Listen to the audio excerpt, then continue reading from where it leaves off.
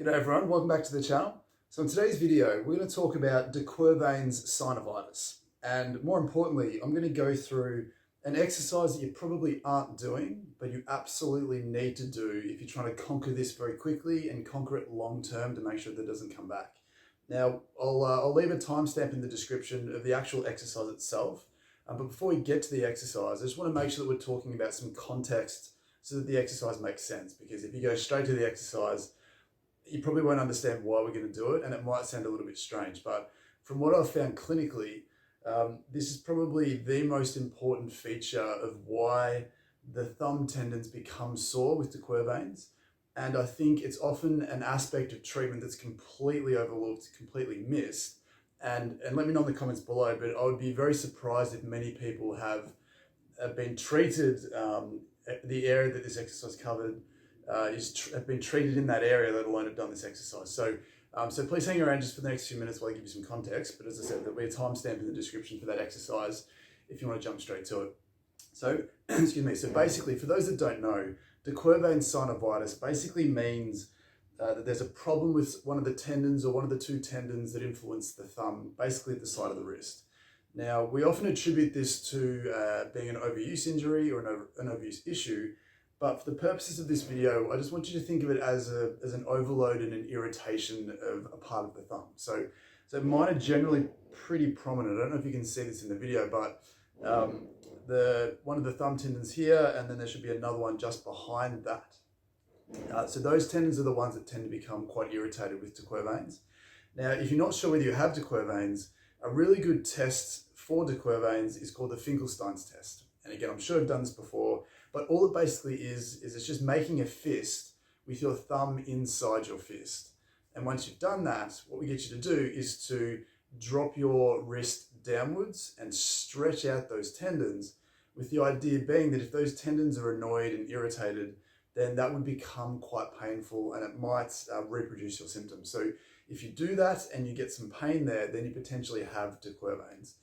But again, the name doesn't necessarily matter. The best way to think about it is just an overload and an irritation of those tendons.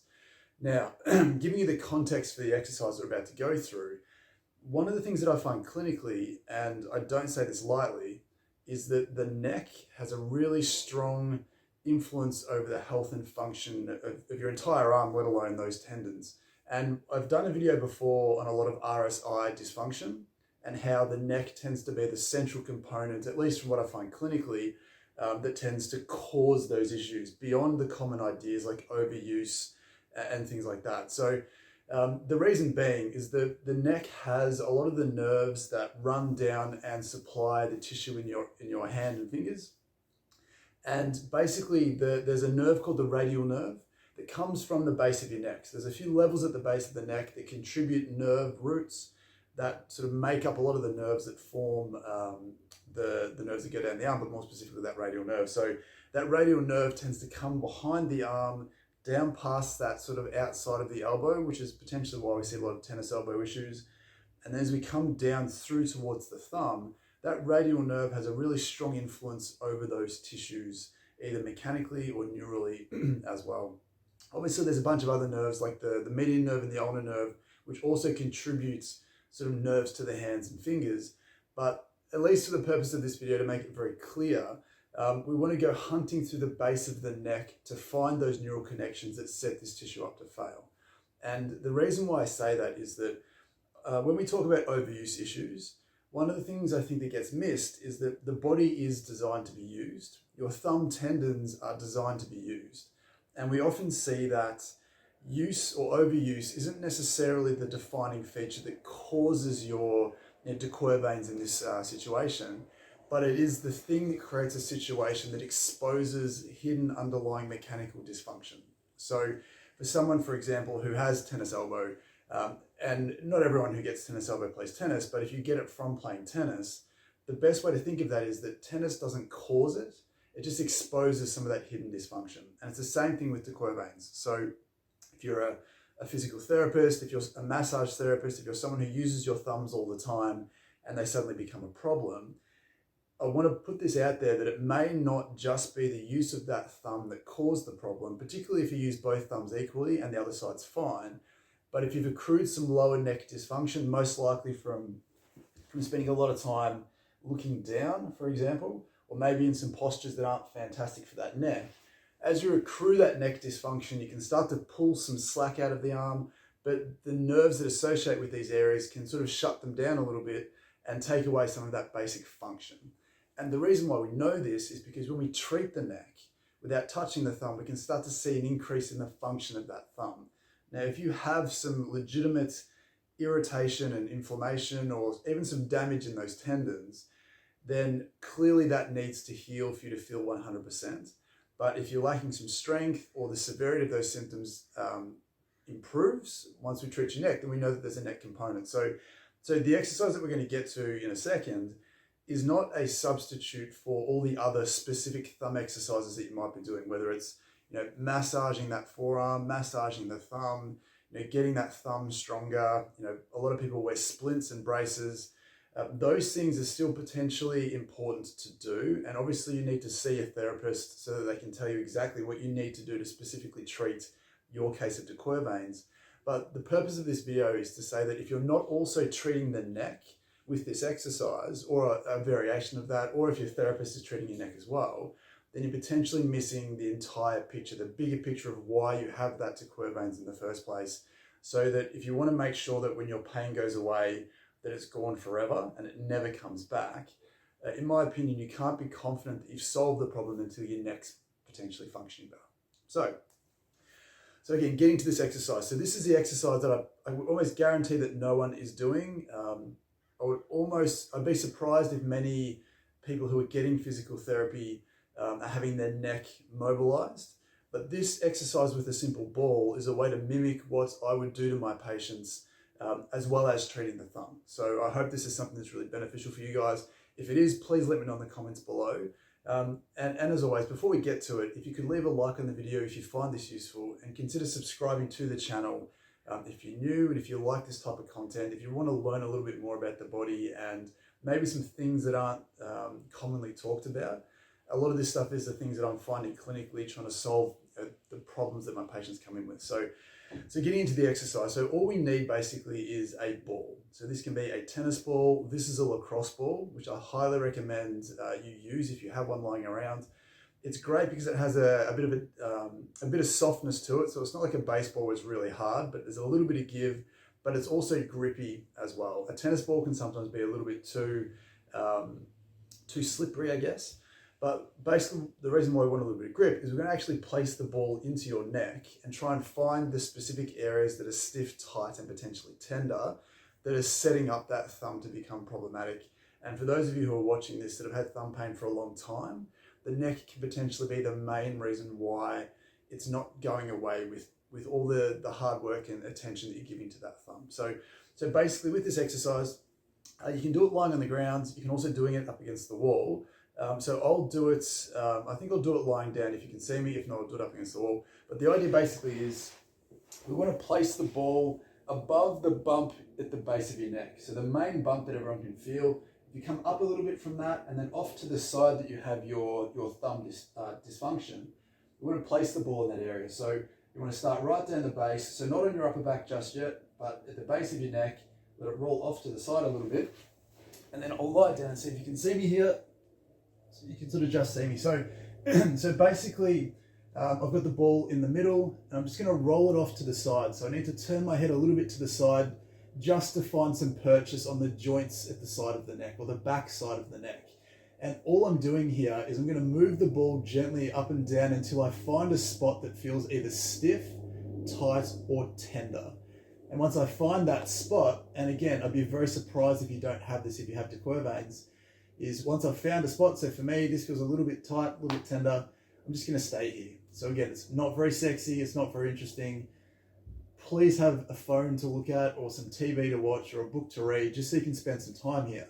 But the idea is that you want to find those spots that feel stiff, tight, or tender, and you want to let the ball gently press in until they become less stiff, tight, and tender. And this basically mimics what we would do clinically, where we find a joint and just gently try and mobilize that joint until it starts to move better. This is a really good substitute for that. So you want to stay here for about 30 seconds, a minute, 2 minutes, whatever you feel it takes to feel like something starts to soften a little bit. And then all you need to do is just move the ball up a little bit or down a little bit and go hunting for the next area. And it's a really good exercise because if you can successfully free something up straight away, then you may start to feel a gentle improvement in your symptoms. Or at least over time, it'll help contribute to this settling down faster. So the key point with this exercise though, and I really want to stress this, is that we want to go looking for things that feel stiff, tight, and tender. But the priority we want to place is on things that feel stiff and tight. So for example, if I'm on that left-hand side because my left thumb has become sore, and it feels really tender in this spot, for example, but if I move the ball across to the exact spot on the other side, and the other side actually feels stiffer and tighter without pain or tenderness, I actually need to spend more time on this side. Even though the discomfort's on the other side, we want to place the ball on the side that feels the stiffest and the tightest. About 50 to 60% of the time, all of those symptoms are on the same side, so it makes it easy. So you can have stiffness and tightness, and it's a little bit tender to push in. But if you put the ball there and it doesn't feel very thick or very stiff or very dense, but the other side feels a little bit more restricted, then we actually want to spend a lot more time on that side to free that up. Because mechanically, your spine and your body doesn't care as much about left and rights as we do. But if you have one side of your body that's restricted, it affects everything around it. So if I restrict my right-hand side here, it pulls slack on my t-shirt from the left-hand side, it pulls slack from underneath, it pulls slack from above. So if this has become torn, for example, because I'm doing something, then we can repair this. But if I don't take away this, this silly restriction, then I haven't got a normal functioning t-shirt. But the point being is that if we just focus on where the tenderness is and don't go looking for where the stiffness and tightness is underneath that, then again, we're potentially missing the root cause of that dysfunction. And I know it sounds strange that a spot on the other side of your neck can filter down and cause a problem with your thumb, but clinically it's very, very important. So what I always say to my patients is, we want to do a test and a retest so that you don't have to trust me, you don't have to just believe what I say, that we can base things on results. So if you know that there's a movement that genuinely gives you some pain and discomfort, even if it's just resisting thumb extension or thumb abduction or adduction, resisting thumb movements, if that gives you some soreness, test your strength, test your sensation of pain and how it feels, treat your neck and do the same thing again. And what you'll hopefully find is that you'll see a really nice, subtle change for some people. It can be a big change in others, just by releasing those hidden handbrakes in your neck. So as I said, I wanted to make a big deal of that because I can almost guarantee that the majority of people with dequervains who are hopefully coming in to see this video probably haven't had a legitimate conversation with their therapist about their neck. Most likely because your neck probably doesn't hurt day to day. You might not be walking around feeling like you've got a bad neck or even a stiff neck or a sore neck.